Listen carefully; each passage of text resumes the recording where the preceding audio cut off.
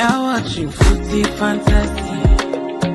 It is sure say the thing will meet your football needs. Banter from rivalries, he sure you go receive. From EPL to Champions League, your eyes go see. It's Footy Fantasy. You're watching Footy Fantasy. Footy Fantasy. It is sure say the thing will meet your football need. Your football need. Banter from rivalries, he sure you go receive. Sure you go receive. From EPL to Champions League, your eyes go see. Your eyes go see. It's Footy Fantasy. Footy Fantasy. What a nice intro. Yes, I know. I'm going to Beautiful. talk about who gave us the intro very soon. Welcome, everybody. Like you said, that intro, fantastic intro. I guess I'll start from there. The theme music is by a friend of the show, Sergio Batusin. You can find him on Instagram at SJ Music. Fantastic intro. You know, hit him up for any of your music needs. He's a fantastic composer. If you want to follow us on YouTube, we rode to 1.5K. We are currently on 1.3K. Like, share, subscribe at Footy Fantasy. You can see it in the thumbnail. FOOTI Fantasy is one word. On Twitter, is road to 1.5K. Also, it's at Footy AD Fantasy. Instagram is Fantasy Footy. Don't forget, like, share, subscribe. We're growing. Today is all about Champions League. You know, the round of 16 is coming back. We had to bring back our friend of the show, Mr. Champions League himself, Otto. No, sir. No. That is Cristiano Ronaldo. I know Cristiano is the Champions League, but from the fans that come on the podcast. I got you. Yes, the team is the Champions League. What an honor for me to be invited to the Nigerian community brotherhood right here. I feel Nigerian, and yes, especially when you invite me to this group, and I really appreciate it. Thanks so much for thinking of me when you think about Real Madrid, which is an honor. And nice to meet you, Michael. What a pleasure to be here with you. Nice to meet you too. Pleasure to meet you, and thank you for the introduction. And I'm definitely excited to talk footy with you guys. It's been a very interesting season, and the UCL, the Champions League, definitely looks like we have a spicy one this year. So, looking forward to diving into it. Yep. I guess Michael has introduced himself. Michael Akonji's first time on the show, and typically we have a tradition for first time on the show people. I didn't want to tell you before. I wanted you, off the cuff. We try to do a quick. What's your quick origin story? I don't know if we ever did with Otto. I don't know if we. I think we did. We asked him how he became a Madrid fan. I think so. We did it years ago when Otto first came on the show. But if we did not, Otto is going to give us origin story too. But let's start with Michael. Michael, how did you become an Arsenal fan? Okay, how did I become an Arsenal fan? I like to say I didn't choose Arsenal. Arsenal chose me. It was just a very gradual process. I grew up in Nigeria in the 90s, and at that point, it was mostly about Super Eagles for me. Just mostly, I'm interested in Champions League just to watch Nigerian players. Then gradually, by the time the 98 World Cup came around, I was just completely obsessed with all the players and all the teams. And of course, left that tournament. I mean, at that point, I liked a lot of teams, right? I didn't really have a team that I gravitated towards, but Arsenal were always a team I had a soft spot for. But at that point, I liked Liverpool players, so I liked everything. I was like I said, most of my stuff was about Nigerian players. And then around the lead up to the 97-98 World Cup was mostly about France and the Netherlands for me. So, you had your Dennis Bergkamps and your Emmanuel Petit and Patrick Vieira. So started watching Arsenal more, and then I wouldn't say I wouldn't have called myself a fan at that point until when Kanu signed. And this was January of 1999. Yep. It went from like, okay, this is a team that they're cool, they have cool players I like, to like, wow, I want this. I'm going to keep following them. And then again, it wasn't like a gradual sudden thing. But by the time 2001, 2002 rolled around, I was just head over heels, and it was impossible for me to really like any team as much as I liked Arsenal. So I would say that's my origin. It was a very slow burn. It was just more about being a football fan and just falling in love with specific players and specific teams and a specific style of play. And Arsenal just kind of more and more exemplified those things. While a lot of it was Manchester United were not, most people were Man U fans at that point, and they just less and less seemed like a team I wanted to be behind. So Arsenal were the obvious alternative, and the rest, as they say, is history. Okay, fair enough. Although I don't think we've asked you. I've thought about it. We've never asked you this before. I think maybe I know. How did you become a Real Madrid fan? Although. Uh, in Honduras, I'm originally from Honduras. I came in 1992 to the United States, and in Honduras there was a player that played played in Spain. I think it was in Atletico de Madrid, and I started watching some games in Honduras with some friends, but I was very little. I moved to the United States when I was 17, and then in New Orleans, I have some friends that they were from Honduras and combined, and they got me into the soccer league, the football league in Spain, and I heard about it, and then it just, if you like football and you see these the era of the Galacticos, remember, especially in the Galacticos era, if you tell me that you didn't like the way this guy played, it was just magical. You get to see the love of football, right? And then you see this magical thing moving the ball and everything. Then later on I joined the military, the Navy, and I was able to travel to Spain, and that was a different level.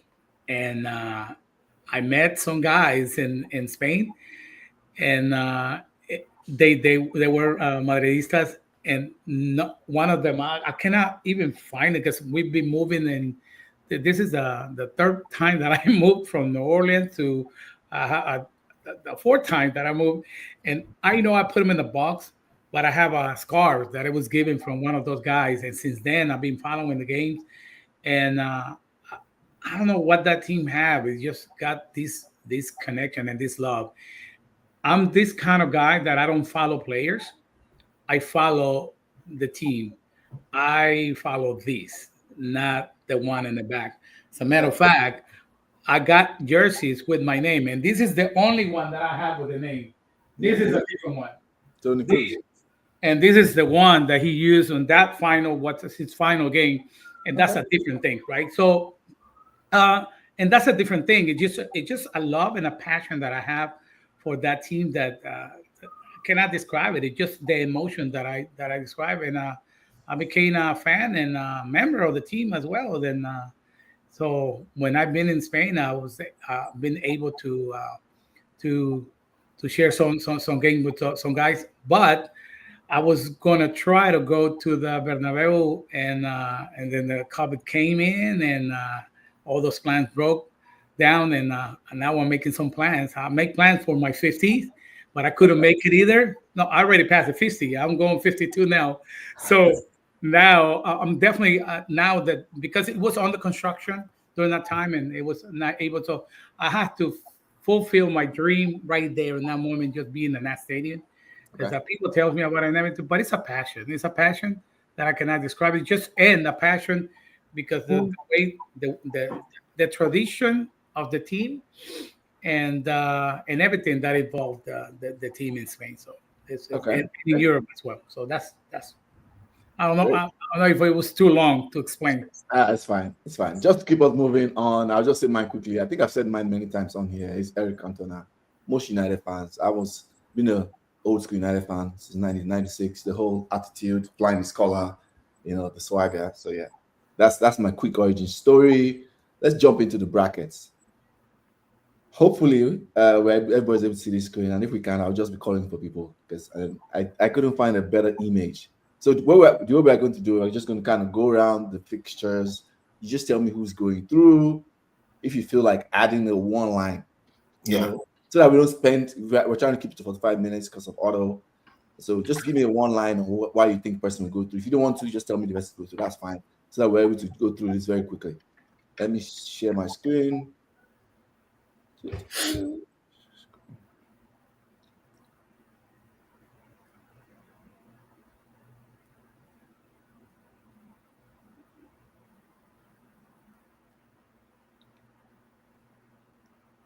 Maybe shit happened. We better that way. I have the bracket here too in front of me, so okay, I can see it. Okay. Since you have the bracket right in front of you, Michael, you go first. Okay. Liverpool, Barcelona. Liverpool, Barcelona. Are they meeting? I thought Liverpool were meeting PSG this round. Sorry, Liverpool, PSG. Yes, you're right. Liverpool, PSG. My bad. Yes, Yes. Liverpool. It goes Okay. without saying, best team in Europe this season. Liverpool. Okay. I think Liverpool go through. Aldo, Liverpool. Likewise. PSG. And especially against Barcelona, yeah, Liverpool. I will choose Liverpool for sure, 100%. I will never choose Barcelona. PSG is my dark horse for this tournament. I feel like they've clicked into gear at the right moment. It's a year too soon for them, I think. You think it's a year too soon? Yes. Just to keep it moving, I think PSG will go through. I think they'll upset Liverpool. So, yeah, I'm picking PSG. So PSG, come out. Both of you say you want Liverpool. Let's go to the next one, which is because we're going to go on people that are on the same side of the draw, right? Yeah. So I think the next one is Barcelona. I believe they're playing Benfica. Yes, Benfica, Barcelona. Barcelona. Okay. Otto? That's kind of tricky. I think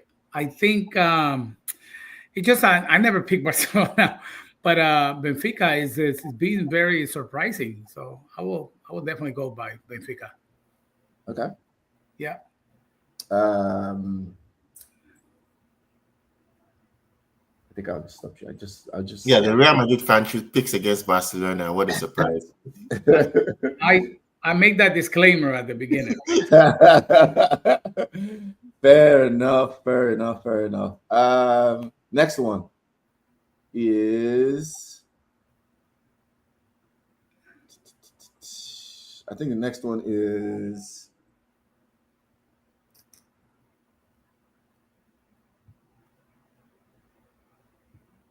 Bayern and Bayer Leverkusen.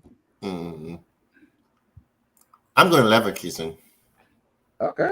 I'm going Leverkusen. I just think familiarity. The two teams know each other very well, and Bayer Leverkusen want to prove they're another one-season wonder from last year. Okay. And of course, we have the curse of Harry Kane. So I'm picking Leverkusen. Okay.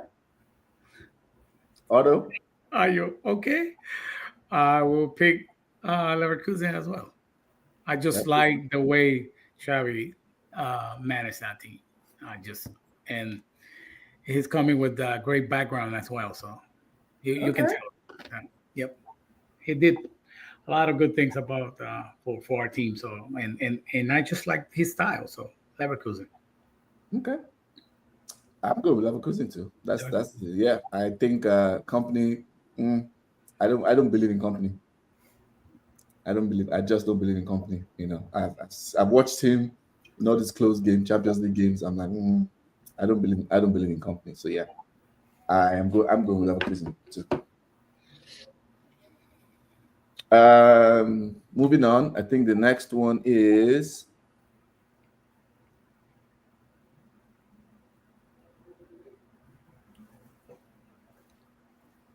The next one is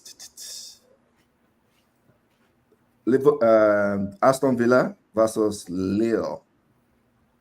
Sorry. Aston Villa versus Club Brugge. Sorry. I'll go with Villa just because of Villa have so much riding on this. Okay. Unai Emery is he can grind out the result when he needs to. I think Villa will have enough for Brugge. Okay. Otto, what do you think? Warm options right there. Warm options. Between Villa and Club Brugge. Villa and Club Brugge. Villa. Yeah. Villa. Okay. Mm-hmm. Roger is they kind of weird. That team is just everybody kind of underestimate that team, and look where they're at now. It's pretty impressive to see him playing. It's just they just sell out a lot of good players, and when that I think that team goes that way. They just want to show the world, hey, we got great players. So, and they just keep selling players all over the world. I mean, Europe. So I think that team is just watch them, but still Villa. It's just I don't know.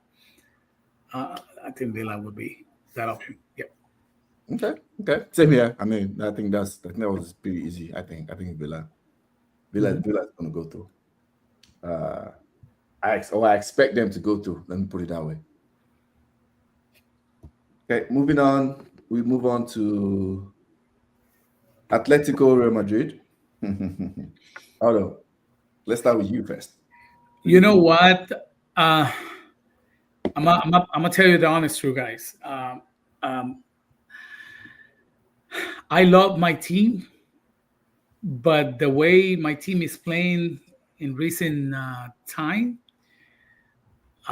you'll be surprised, Michael. I think Atletico de Madrid got a lot. It's just the way they play, and for some reason, and every time we've been playing against them, they just been wiping us up. It's just bad, and I'm afraid this Wednesday it's gonna be like that.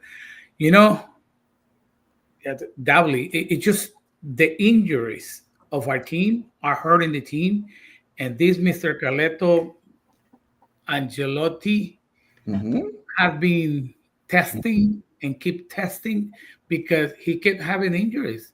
And, you know, before Ceballos was like Ceballos clicked in and boom, he got in. So when you got the median off balance and hurt, your team suffers. And that's what I think on the counter attack, that Atletico de Madrid is gonna kill us. I live in the reality, guys. Okay. In this time. And you're probably surprised. You know, I was guessing a different game yesterday, but after what I saw yesterday, that's what we have. And this man would keep trying. Nothing worked. So it just he's not gonna put the youngsters in Champions League. Let's be honest. Let's be true honest. That's the way this man is. And I hope that was pretty bold. I would have thought. I don't think I have it in me to bet against Madrid in this competition. The fact that the second leg is at Atleti definitely gives them an edge. So I'm still 60-40. I'm 60-40 for the comment is hilarious, but I'm not touching that one. But yeah, I'm 60-40 for Madrid, but I mean the fact that you are that that scared gives me a bit more. I thought there was a bit of a chance of an upset, but I'm still going for Madrid because of their heritage in this competition. And let's say this, I hope not, right? But I'm living the reality of my team. I understand. Yeah. So you see Atleti, wow. Give the benefit of the doubt, right? So, you know, especially, you know, in this competition, this team is different. But when you have the whole entire team functioning, but when you don't have everyone, well, Carleto Ancelotti have done it before, but man, this year is worse. So hopefully. We don't have Cross. Fair enough. With the Ceballos. And also the other good one, El Halcón. You know, the new aide of the Madrid. El Pajarito, Valverde, is just, and when you got those three guys hurting, you know, I mean, I know for sure Luka Modric, but himself is impossible to stop a team. And you have to stop in the middle. That middle has to function. So, you know, that's what I'm guessing. So hopefully not, buddy. Hopefully not. Okay. I left the comments. Emi Akonji say, let's go Man United. Is this person related to you, Michael? Yeah, that's my little brother. Okay. Is he a United fan? I know. I don't know what I did wrong, but wow. That's fine. That's good. So Okay, you comment. Hey, yo, shout out, Michael. Welcome, bro. Okay, comments give you a shout out. Otto, my brother, long time. Big up to you. This question by a comment. Say, tell us about Bellingham's new girl. The streets are saying she's for the streets. We're going to skip that one. This is a family show. We're going to skip that one. Although you want Casemiro back, he can help with your injuries. You say, do you want us to send Casemiro back to you? The way I think, yes, I want him. Oh, wow. Okay. Okay, listen to. I even want Ramos, but does the team allow him to come back? No. No. When you consider it past the time, all these guys left because they couldn't have a contract longer than 1 year. When you pass that level of age in Real Madrid, you cannot have a contract more than 1 year, right? So Luka Modric stayed because he said, "Yeah, I'll stay because this is where I want to retire." Period. So and you can ask every single Madridista, and they all will want them back, but it's not gonna happen because they don't bring back anybody. They didn't bring back Ronaldo, and Ronaldo's still killing it. That tells you everything. We heard Neymar's going back to Barcelona apparently. Oh, really? That's another. Apparently, that's in the works. It's about to happen. Okay. It's quite a story about. I know. Let's get back to this bracket. So I'm choosing Real. I think you chose Real, correct? Michael, you chose Real. Well, I did choose Real. Yes. I'm choosing Real Madrid too now. So the next one is your team, Michael. I'll start with you. PSV, Arsenal. Think we're in a really bad place right now, but we're somehow grinding out results. I think we should have enough for PSV, especially with the second leg being at home. We won't have Saka or Martinelli back. So essentially our entire first choice offense, but I think one goal, we can find a set piece goal or somehow just jam a goal. A draw 0-0 in Holland, win 1-0, even if you go to penalties. But I think I have enough faith in us to get through this because of just based on our solidity in defense. That Ben White's coming back, Odegaard is gaining some form. So we should just be able to have just enough for PSV. Okay. Which is hard to say. Okay. I love it. I think the last one is Inter versus Feyenoord. Oh, sorry. Otto. Sorry. Otto, who do you think is going to go through? Oh, man. PSV, Arsenal have been having a lot of up and downs. So PSV, how the Arsenal confident is, that all depends on. But that PSV is extremely surprising, man. It just they have excellent players too, man. A lot of young people. You know what? Do you realize lately the team that have been winning a lot are the ones that have young people, good young players, because it's about the speed, right? And how do you counter attack? And I think PSV have a lot of that. So I'll give it to PSV. Okay. How do you go, What? And which way are you going, Aya? No, Arsenal. I think Arsenal go through. I think Arsenal have enough. Everything you said, I think Arsenal have enough.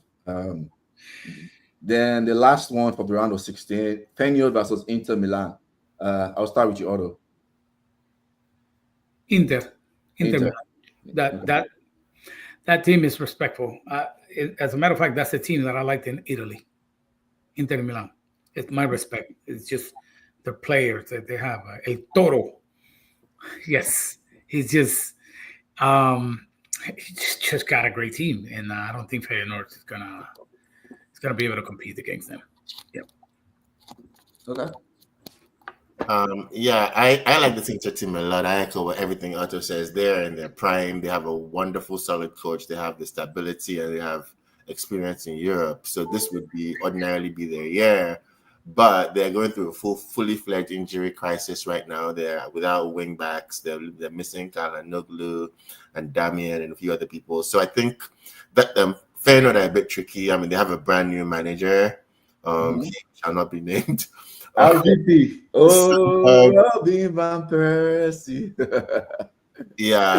So I think based on the fact that the brand new managerial inexperience and pedigree, I'll give it to Inter, but it's going to be harder than you would not ordinarily expect. Okay. Look, are you okay? Okay. So, what do Inter. you mean with that? With the okay, that means I that think you don't Inter. agree with that. No, I agree. I think Inter will Okay, go okay. through. I think they will go through easily. I think but that's my opinion. I think I they'll go don't through. think easily. Are you in this round? Mm-hmm. Every team has It's his good. thing. I know. So Everything has you their cannot strengths. underestimate any team there. I Any. know. Yes. That's why the only, I guess the only call that I made that I think is the controversial call is PSG knocking out Liverpool. Mm. Yeah, that's what I think is good. It's going to be surprise of the round. I So that didn't have any bold calls. I was too chicken. I guess Leverkusen is the closest I have to an yeah, upset. that's And, bold. and Leverkusen beating Bayern. I don't think you went over to You skipped Dortmund and Dortmund and Lille. I picked Lille over Dortmund. Oh, we yes. skipped Dortmund You and skip- Lille. We skipped. Yeah. That's true. That's sorry. Yes, Dortmund and Lille is the final one. I think Dortmund goes too, but I'm biased. Dortmund's my second I team. picked Lille. Dortmund are having a bit of a nightmare of a season. But this is what they always do, though. They have a nightmare in the league and in the Champions League. Last season they had a nightmare of a season, but they made it to the final. This is what they always do. and that's what I thought about my team, right? They have a Yeah. disaster league, and on the champion, they just Michael, you say something very interesting. In Champions League, they're monsters. They just turn to a different animal. Mm. But I mean, for Dortmund this year, I can say that they're different. They're different. I think Dortmund will go, but Madrid is just a lot of doubts. Keep having a lot of doubts for the first time in a long time. Are you? So I know. Yeah. I'm surprised that you have a lot of doubts. Mm-hmm. I'm So yeah, I picked Lille. I picked Lille to beat Dortmund. You pick Lille? Okay, so you pick Lille. Really? Who do you pick out of Dortmund. that one? Okay, cool. I picked Dortmund too. Okay, So I think we're done with after the second round, we're gonna come back and talk about it. What we pick? Oh, we're going all the way to the final. We're doing brackets. Oh, all the way to the final in this. I thought we were just going through this bracket to the second round of 16. You know what? Let's just leave it there. I think so. Yeah, in the interest of time, so we can talk about, because I know both our teams are on the docket. I'm sure we both have a lot to say. Yeah, let's leave it there. Now, because of time, it's going to take too long to go all the way to the final. Let's leave it there. Let's move on to the next topic. Arsenal. Let's talk about Arsenal. Arsenal has a recent slump, right? Generally, the 4 attackers are out injured. It makes sense. Everybody says because of injuries. There's also a different argument where people are like, oh, even when they didn't have injuries, they were kind of looking, the attack was not looking as smooth and as silky as those last season. So what are your thoughts, Michael? Okay, this is where I become a fan and just come in and defend my team. Okay, I know everybody likes to make fun of Arsenal. Everybody's like little bro us, like sort of haha, same old Arsenal jokes, but like we haven't lost since November in the league. Mm-hmm. We had the Carling. We reached the semi-final of the Carling Cup, which no one cares about. Lost, that was a terrible performance against Newcastle, not justifying it. FA Cup, lost to Man U on penalties. We dominated. That was a fluke result. Most play that game 9 out of 10 times. We win that. We lost on penalties. Like, it's the FA Cup. Who cares? But in the league, finding a way to grind out results. We are losing. Where our entire attack is out. Kai Havertz is out. Martinelli is out. Jesus is out. Bukayo Saka, that's in and of itself. It's like losing. It's like Liverpool losing. I mean, I don't want to make a comparison, but that's one of the top 10 attacking players in the world, just gone. So Odegaard was gone for a chunk of the season too. And not to talk about suspensions and all that. So despite all that, despite some unconvincing performances, we are still finding a way to grind out results. We have not lost in the league in a while. We have played all the big teams. We found a way to. You lost last week, didn't you lose to West Ham last week? We you know what? Our West Ham loss was our first loss in a while, which my memory is like. But Nottingham Forest, who are quite a good team this year, we went there and like got quite a bit. We were the better team and went away with the draw. So I think second place. I mean, maybe I don't know. City are coming second place. Come to maybe third worst of all. I feel confident in that's our worst case scenario, considering everything that we're going through. Considering when Liverpool lost 2 years ago, 22-23, they lost a bunch of their players. Firmino was missing for a while. Diaz was for was Jota. They missed the Champions League, which I'm sure this is not an excuse, but that's what happened. They had an injury crisis and they missed the Champions League.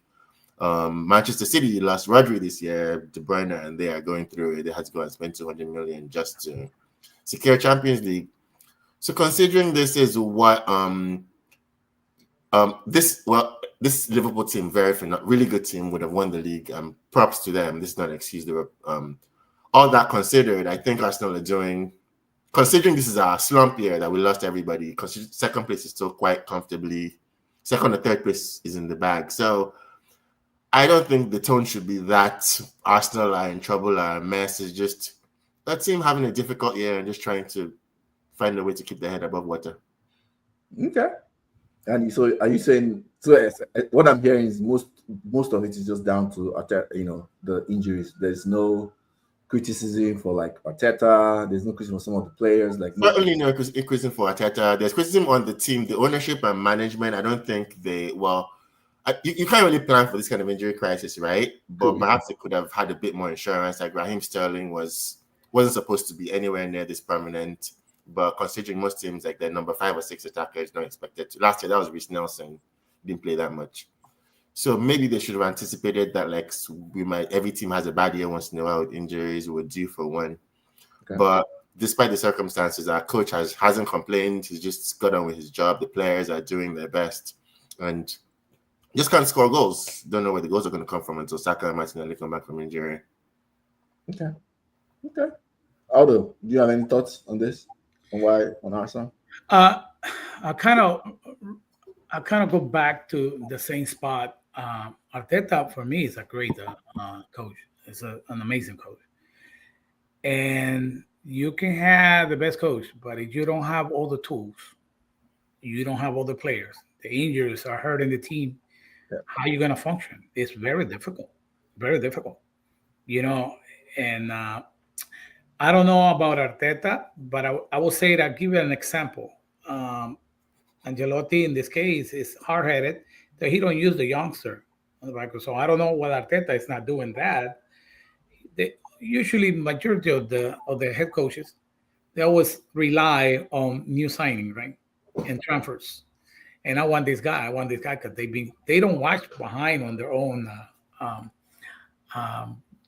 youngster of the clubs, but it's very difficult to push a team with all the injuries, and you have to start trying different things, and sometimes you try these and it doesn't work, and then suddenly you try, no, that doesn't work, and when you try something and it did hit it, then another guy got injured. So that it's very difficult. So that's why I think it's a problem that Arsenal is having at the moment, because the team is an amazing team. This is one of the great teams in England. So when you see the name and Arteta, for me is a great head coach. But again, you gotta have your good players, healthy teams win championships. Yeah, good healthy teams, and deep depth is important. Definitely depth, just having options to color, not having to play the same team over and over again. And there's definitely some criticism in terms of squad building. There's criticism in terms of that's where I was going to. That's literally where I was going to, the squad building. Yeah, we don't have a technical director at this point. They say they have plans for the summer. They say they have some signings lined up for the summer. You know what? Some teams, I'd rather not make any signing than make the wrong signing and be stuck with a Casemiro for 4 years, right? I'd rather just like chest it for a few more months and then get the right person when they're available.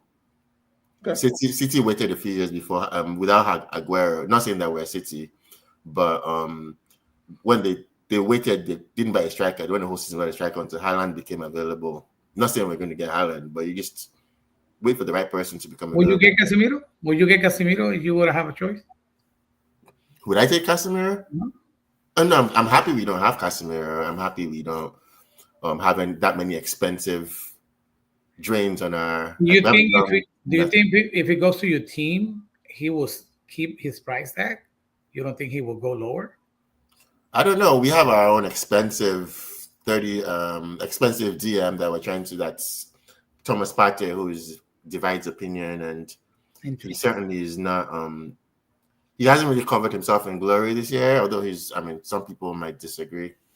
So it's kind of Fair enough.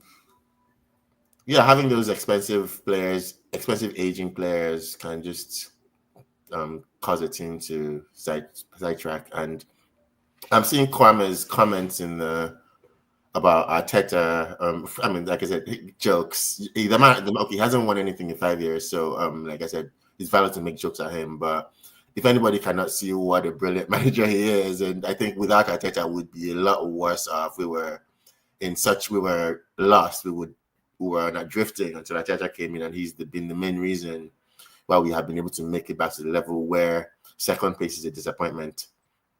Okay. As long as Arteta is around, Arsenal will be active as Dion Greyjoy in the brothel. Just my 2 cents. You don't think the manager has taken them as far as he can? You've answered that already. My quick thoughts are: I think there should be some criticism towards squad building to the club and Arteta as a whole. I think Arteta is the manager, he's not a coach, right? They're not. Arsenal's model is pretty much, the model of manager comes. That's the model they've been running. Like, manager makes all the decisions, like brings player he wants. They're not like Liverpool run type style where Liverpool have, the act of football. They have like certain criteria, blah blah blah. They're only smart. So Arteta has the majority of the decision making, right, in the players that they identify and who they go for. I think he has been too conservative in attackers that they've taken risk on, in my opinion. I think he has focused probably a little bit too much on defense, on like defenders, and like I want to buy so many defenders so I can play, I can be flexible and adaptable. I think he hasn't signed a single attacker since he's been there. Really, right. He hasn't spent money on an attacker. He signed Willian, that was a disaster. He signed Havertz. Okay, I guess Gabriel Jesus. So actually, that's right. Gabriel Jesus. That was a good signing. Who got hurt? Kai Havertz was signed as a midfielder who has ended up playing as a striker.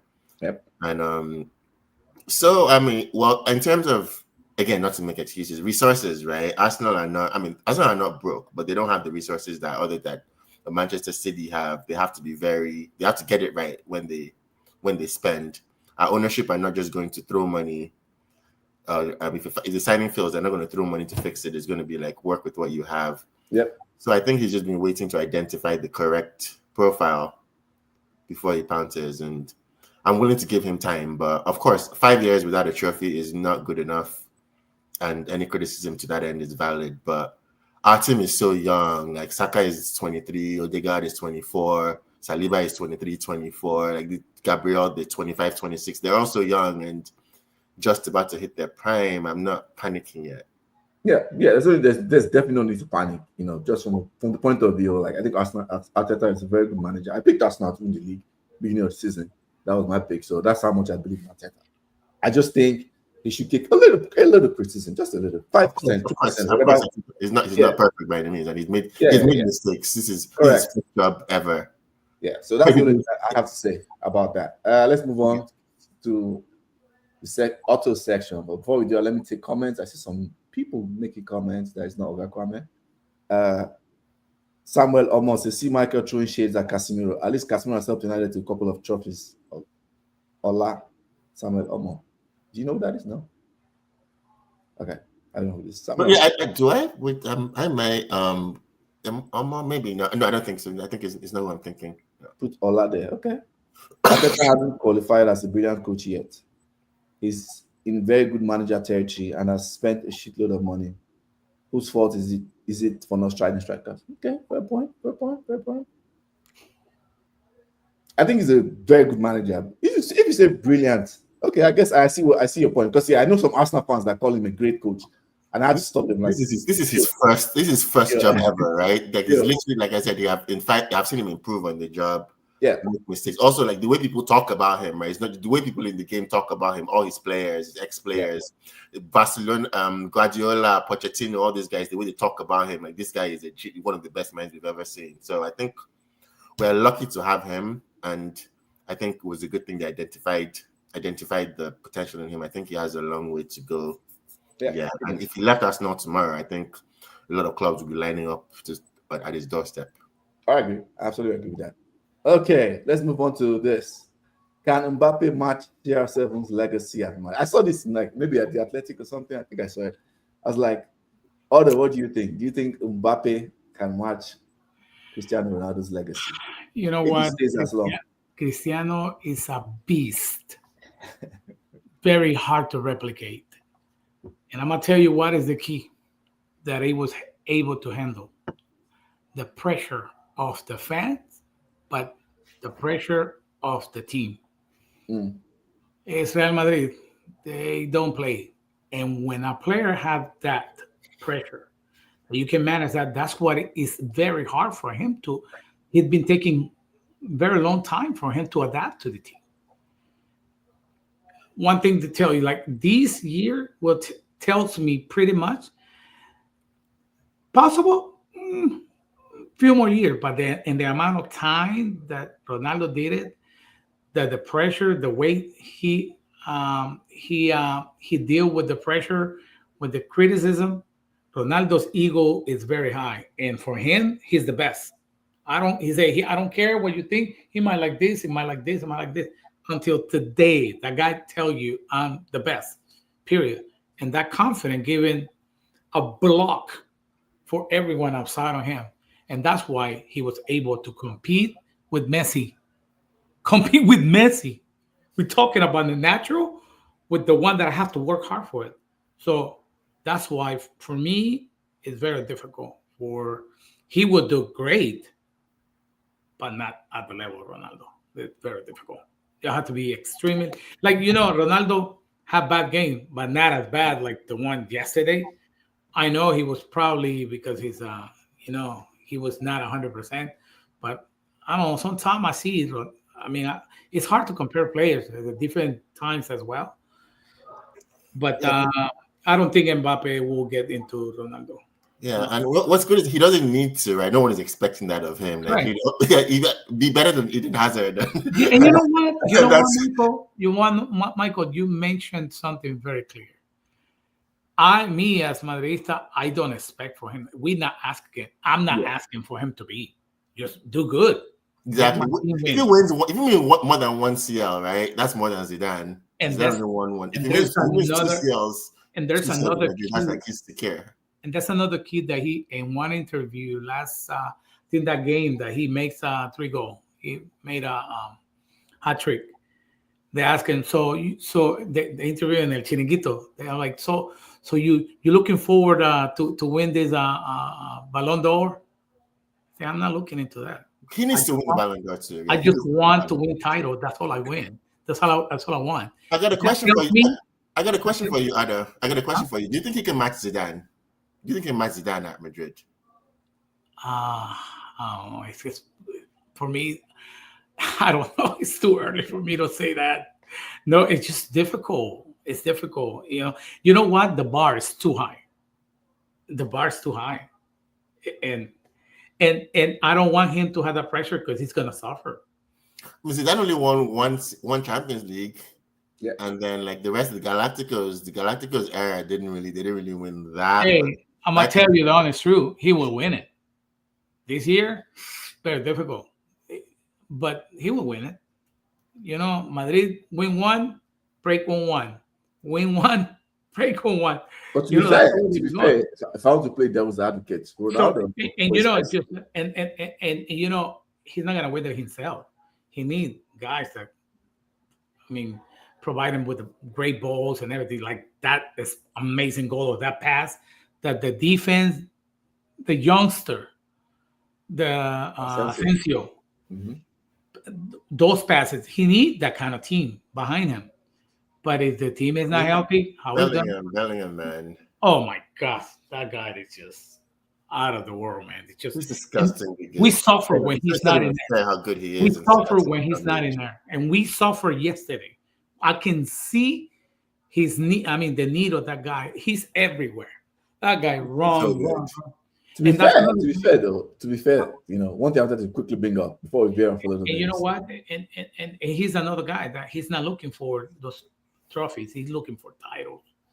And those kind of that's the difference between Mbappe and CR7. Ronaldo wants title for himself. That's the big difference. That's a big difference. Difference. Yep. One thing I wanted to bring up is Ronaldo for the first 5 years at Madrid, he didn't win the Champions League. Right? He didn't win it until La Decima didn't happen until 2014. 2014, that is true. And he joined in 2009. So, yeah, but you know, they were up against like the greatest Barcelona team ever. I know that's what they made it like competitive. Remember that period of time where they were playing like they played like 12 times in like 2 weeks. It was just like I remember. They definitely worked hard before they got it. They had like Mesut Ozil. They had to get rid of Ozil and those guys before, and then bring in Gareth Bale before they had to get rid of most important. They had to get rid of Mourinho, of Jose, because he was just causing. Yeah, he was just like, I mean, he did well. I mean, he did well there for the first couple of years, but you know, Mourinho just after 2-3 years, and once he doesn't win, obviously Kaká is the one who just didn't really do anything there. Yep.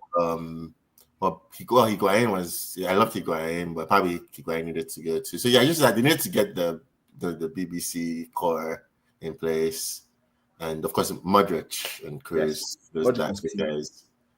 So as one of those things where it's like David Beckham. When I look back, I didn't like David Beckham when I look back at his career, I'm like, wow, he was so good. When I look back at it, I'm trying to go to that place with CR7. I'm looking at his career like, wow, this guy is insane. I can't believe I hated on him so much. Like, he is just a model of just excellence and just, you know, drive and ambition and just maximizing everything you have. So yeah, I F with Ronaldo too. I don't know.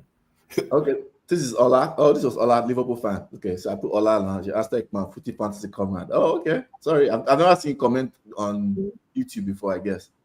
Raji says, first of all, Oga Michael, I agree to now. I support you. Rajan, what's up, bro? Ola says, did I miss the ham being served in the podcast? Where's the FA Cup review? Oh, we're not talking about the FA Cup. It doesn't matter. Yeah, United FA Cup and Champions League, man. Come on, man. I don't know FA Cup today, but yeah, United lost. So if you want to send your trolls to me. CR7 legacy status for Mbappe at 3 matches is a tough task. Different time, different tip, in my opinion. Fair enough. I agree. Allah says Mbappe needs to win a couple of titles first, and then Ballon d'Or can follow. Okay. Nah, but he don't need it. He don't even want it. He wants it. You know, Samuel, they will come. In Real Madrid, titles have to be there. They will come. Believe me. Yeah. When that guy wake up 1,000%, you will see a different Real Madrid. But right now, he's not there yet. Yeah, I mean, it's going to be Mbappe versus Haaland for the next. I think those are the two, right, over the next half decade or so. That with the rest of this decade, that we're looking at to carry that torch as Messi and Ronaldo fade away. So it's going to be one of those two. And I don't know. Bukayo Saka, I'm just gonna throw his name. Don't forget Salah. Okay, let's. Salah's like last dance stage. That's 32, 33. But he might win this year. He might win once. Yeah, we're talking about the rest of the 2020s. Like, who's going to carry the torch for the 2020s? I wish that guy would be in my team. That guy is amazing. Salah is. Yes. Let's end on Kudos and Donkey of the week. Okay. Michael. Let's start with Kudos. We'll do Kudos then. Yes, nice segue. Mo Salah was my Kudos of the week. Like, I just have to. That guy is amazing, and he's probably going to break Thierry Henry's assist record, and deservedly so too. There's nothing left to say. He's just a model of excellence, consistency, and thankfully Liverpool might be losing him this year. But considering the fact that his contract situation, the fact that he still maintains so much professionalism. He's not just looking out for his next paycheck. I can't applaud him enough. And I mean, yeah, it's disappointing. Arsenal are probably going to lose the league, but I can't think of a better, more deserving team. So yeah, Mo Salah is gets my kudos this week. Okay. Aldo, do you have kudos for the week? Yes. In Spanish, we say la ley del ex. Okay. Like the ex law. The guy that killed us yesterday, he used to play in our team. And Isco Disco. Kudos to that guy. He worked so hard to show how good he is. Mm-hmm. And yesterday he put the suit of a hero on that team, because that team had been doing pretty bad. Played in Bernabeu is not easy, but he just they played in their stadium, but he he really he get the responsibility of the team. And my respect to the guy, I always liked it when he was in our team. And the donkey, it's my team. I don't know, they can do better than that. Real Madrid can do better. And well, to be more specific, Wait, hold on. Let me do my. We're still doing kudos. Let me say my kudos. Angelotti, man. Before we go to Donkey, let me say my kudos. Okay, kudos. Let's keep it for him. So yeah. Okay, so my kudos goes to Brighton. I think they're having like a little mini run. They were, I think halfway through the season they kind of went off the rails a little bit, but now they beat Newcastle. Oh, Danny Welbeck, man. Yeah, Danny Welbeck would get into both Arsenal and Man U easily. Absolutely, easily. Danny Welbeck is sort of a revival. So yeah, Brighton. Shout out to Brighton. I like. There's one thing I like what this new manager has done for Brighton. Brighton are more physical now. They're more nasty. Brighton used to be a team that were very they were good players, but they were too, they were soft. I hate using the word soft, but they were not like mean. They become mean and nasty. I like it. Yeah. And physical. They become a physical team. So I like that about them. Although you can just give us your donkey point so you can. I know you have to head out. Who's your donkey? Yeah, I already know. It's my team. My team. They can do better than that. It just they didn't do well this weekend. They're not performing well. I know we got a lot of injuries, but we can do better than that. And like I said, to be more specific, the head of the team, Ancelotti, he's still making. This is not the time to test anymore. You gotta put who needs to be there and who's gonna take care of the job. But Ancelotti is the donkey. Okay, take care, Otto. Thanks for coming on. Good to meet you, Michael. Great to see you, Mario. Good luck against Atletico. We'll be in touch, and thanks a lot. Thanks for the invitation. I really appreciate it. I appreciate it. All right, take care. Bye-bye. Michael, who's your share my donkey? Yeah, okay.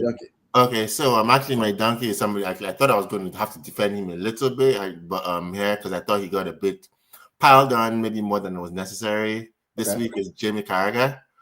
The comments he made, I think he was specifically talking about the Ballon d'Or, whether or not the AFCON is relevant to Ballon d'Or, which you can argue historically has not been the case, but I love everybody dunking on Jamie Carragher this week from all over the football universe, reminding us that he was a very unremarkable and untalented footballer who just happened to play for a few popular teams and Thierry Henry seems to like him, so I don't want to be too hard on him, but no, I don't think Jamie Carragher, I love seeing everybody dunk on Jamie Carragher this week, so that's why he's my donkey.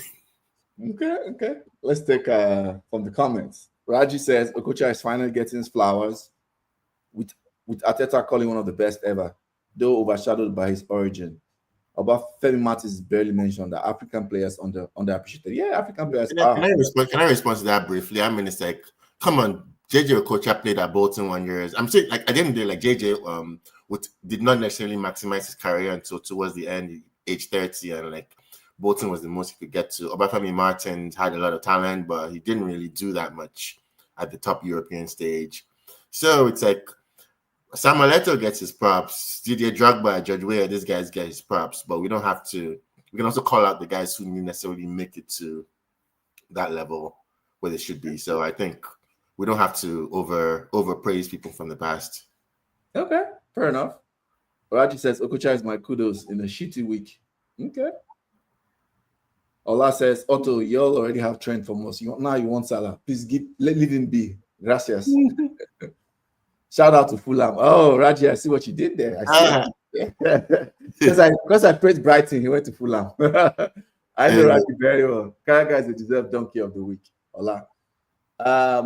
I guess my donkey of the week, I have a double donkey. I think the Millwall goalkeeper that took out Mateta yesterday. Oh, I'm glad he's okay. But what was that about? That was just crazy. That was a terrible. It was very unnecessary challenge. My second donkey goes to Roy Keane. I think he just went too far. What did he do?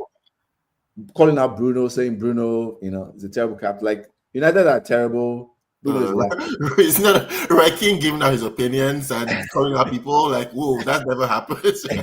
but I think this one is too far. Like Bruno is the last person. I legitimately say the United would have been in a season where we had better, there's a world where if we had better relegation candidates than the ones we had this year. If we did not have Bruno, United would have been a relegation scrap, right? So I think Bruno is the last person you should be coming from. I think that was just very unnecessary. I mean, I remember when Bruno joined Man U, I was really jealous. I was until we were in a mess. I was like, wow, I wish you could find a player like this. Yeah, I think at this point, I think he's a bit wasted on your team. There's really no point to him. He's send him. I know how much you can get for him, but at this point, there's really you're not going to win anything with him, so you might as well just start moving on to the next generation. But he's a solid player. I know he's not a very popular player league-wide. People don't like him for several reasons, but in terms of actual quality on the ball, he's a solid player. So, but I love him. Raheem, like I said, Raheem just has a lot to say about everything. I don't think we should take Raheem's comments too personally, because I get it. I've explained to you so many times. The class of '92 United legends, they are literally doing what Liverpool legends were doing in the '90s, right? It's like they cannot stand the fact that United, don't look like the United that they played under, right? Under Sir Alex Ferguson, when we're dominating, and they take their frustration out on the players. I get it. But at some point, you've done it for so long. It's so counterproductive. It doesn't help. It's like it's okay. It's very counterproductive. I mean, Paul Scholes. I never heard anything from Paul Scholes the entire time he was a player. Yeah. Now it's like 2 weeks can pass without him. Some Paul Scholes. You're like, why are you talking? Just support the team. I get that. On our end, Ian Wright is always very, very supportive. Whenever guys like Henry was starting to take that, and then they just threw him out of the club. Like, no, you cannot be out there being a pundit and criticizing the club in public. You have to be.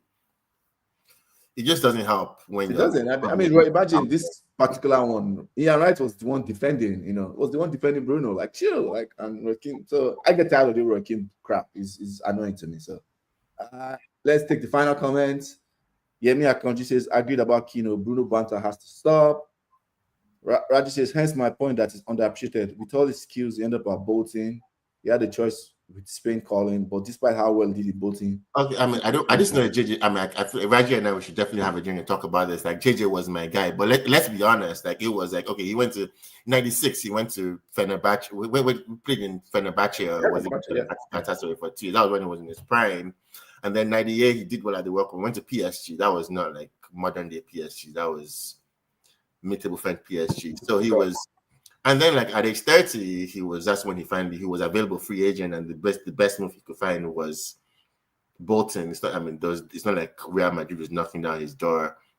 And then he went to Bolton, and then he had to, change his game. Basically, he had to take on defensive responsibility and just learn just more tactical discipline. And at that point, he was world class, but he was 31 years old, so he deserved to play at a higher level, but I think it was when he was 24, 25, at that age, he just wasn't tactically disciplined enough to earn the kind of move that he should have been playing at.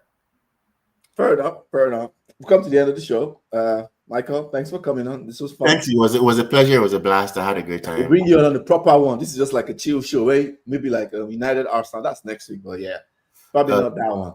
For sure, I'm definitely like congratulations to all my Liverpool fans. If you guys are watching, I know I've had a lot to say this year, and I was hoping we'd give you a closer challenge, but like I said, I can't stop raving about how well you play, and Arne Slot looks like a proper coach.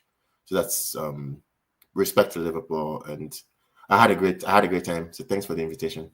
All right, thanks for coming on. For everybody in the comments, like, share, subscribe. United fans, road to 40 points. Don't forget, that's where we are. 40 points. Like, share, subscribe. We're out. Bye, guys. Bye, everybody. You're watching Footy Fantasy. Be the show, say the thing will meet your football needs. Banter from rivalries, he show you go receive. From EPL to Champions League, your eyes go see. It's footy fantasy. Yeah, watching footy fantasy. Footy fantasy. It is sure say the thing go meet your football me. Your football me. Banter from rival.